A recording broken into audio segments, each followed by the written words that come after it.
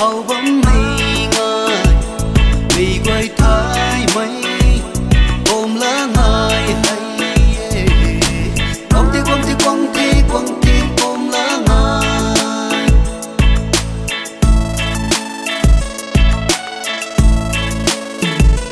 cả gần tình xa na khoan bấm mây ôm lá ngài hay say quăng càng thế vì là na lũ xuân trong phố